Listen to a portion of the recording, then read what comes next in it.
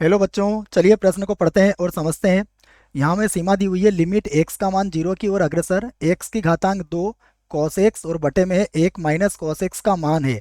और इसके लिए हमें चार विकल्प दिए गए हैं, ए बी सी और डी, और हमें सही विकल्प का चुनाव करना है। प्रश्न को हल करने से पहले हम प्रश्न के लिए मुख्य अवधारणा लिख लेते हैं। तो प्रश्न के लिए मुख्य अवधारणा, जिसकी सहायता से हम इस प्रश्न को हल करेंगे। मुख्य अवधारणा में हम सबसे पहले मानक सीमा लिखेंगे और इसी का प्रयोग इसमें करेंगे। तो मैं लिख देता हूं मानक सीमा। मानक सीमा, देखिए यहां पर हम मानक सीमा का प्रयोग करेंगे। वो मानक सीमा है लिमिट एक्स का मान जीरो की ओर अग्रसर, साइन एक्स बटा एक, इसका मान होता है एक के बराबर। तो ये बात आप याद रखें। उसके बाद हम त्रिकोणमिति का एक सूत्र भी लगाएंगे, वो भी मैं लिख देता हूं।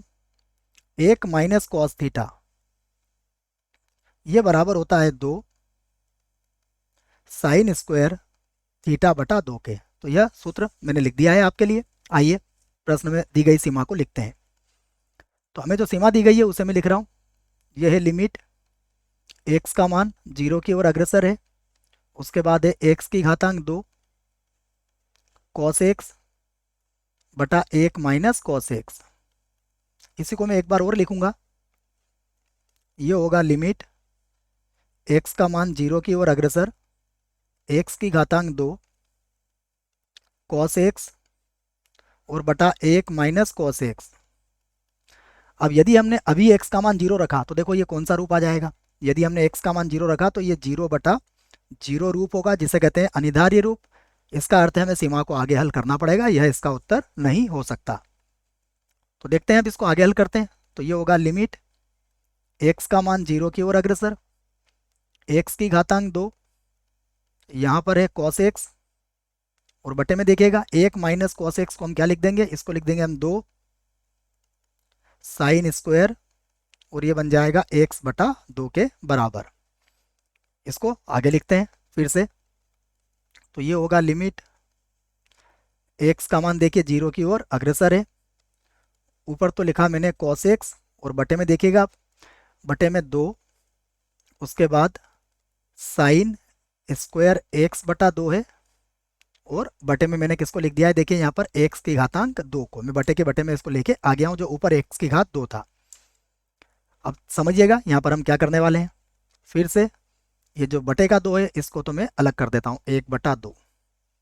उसके बाद है लिमिट एक्स का मान जीरो की ओर अग्रसर, यहाँ पर है कॉस एक्स और बटा, देखिए हम इसको लिख देंगे साइन एक्स बटा 2 बटा एक्स और पूरे की घातांक कितनी हो जाएगी, ये 2 हो जाएगी। एक बार और लिख देता हूँ इसको मैं, जिससे कि अच्छे से समझ में आ जाए। बटा एक्स, पूरे के बटे में कितना है, एक्स है, क्योंकि एक्स की घातांक भी 2 था और साइन की घातांक भी 2 है हमारे पास। परंतु अभी भी यहाँ पर हम मानक सीमा नहीं लगा पाएंगे, हमें एक्स के बटे में भी 2 चाहिए। तो हम इसके लिए क्या करेंगे, इसके लिए हम लोग इसमें 2/2 का और गुणा कर लेंगे। तो मैं इसी बात को लिखता हूँ, यह है 1/2। यहाँ पर है लिमिट एक्स का मान जीरो की ओर अग्रसर, यहाँ पर हो जाएगा कॉस एक्स और बटे में देखिएगा अब हम इसमें 2, उसके बाद साइन एक्स बटा 2 और यहाँ पर भी लिख दूंगा मैं एक्स बटा 2। सॉरी बच्चों, यहाँ पर 2 लिखेंगे हमें ना गुणा, यहाँ 2 लिखेंगे, यहाँ पर नहीं। इस 2 को मैं यहाँ से हटा देता हूँ क्योंकि मेरे को बटे में 2/2 का गुणा यहाँ पर करना है। और पूरे की घातांक कितनी है, यहाँ पर पूरे की घातांक है 2। ये समझ में आ गया आपके। यहाँ 2/2 का मैंने गुणा कर दिया है। अब देखो यहाँ पर मैं मानक सीमा का प्रयोग कर सकता हूँ। और मानक सीमा में एक बात और समझाना चाहूंगा कि हमें यहाँ पर एक्स का मान किसकी ओर अग्रसर दिया गया है, जीरो की ओर। तो इस आधार पर हम ये भी कह सकते हैं कि x/2 का मान भी किसकी ओर अग्रसर होगा, जीरो की ओर ही अग्रसर होगा। इस आधार पर यहाँ पर मानक सीमा का प्रयोग किया जा सकता है। तो अब मैं इसे लिखता हूँ बराबर, ये हो जाएगा 1/2। यहाँ पर सीमा का प्रयोग कर लेते हैं। तो देखो कॉस जीरो, ऊपर तो हो जाएगा कॉस जीरो और बटा यहाँ पर मानक सीमा लग जाएगी जिसका मान 1 हो जाएगा। तो ये हो जाएगा 1/2 और पूरे की घातांक कितनी हो जाएगी, 2 हो जाएगी। आगे हल करते हैं इसको। तो ये 1/2 बराबर है 1/2 गुणा कॉस जीरो का मान भी 1 होता है और ये हो जाएगा 1/4 के बराबर। 4 को ऊपर ले जाइए आप, तो ये हो जाएगा 4/2, अर्थात हमारा उत्तर आ जाएगा 2। अब हम विकल्प देख लेते हैं कौन सा विकल्प इसके लिए सही होगा। तो विकल्प ए जो है इस प्रश्न के लिए सही विकल्प है। विकल्प बी, सी और डी गलत होंगे। आशा करता हूँ बच्चों आपको इस प्रश्न का उत्तर समझ में आया होगा। धन्यवाद।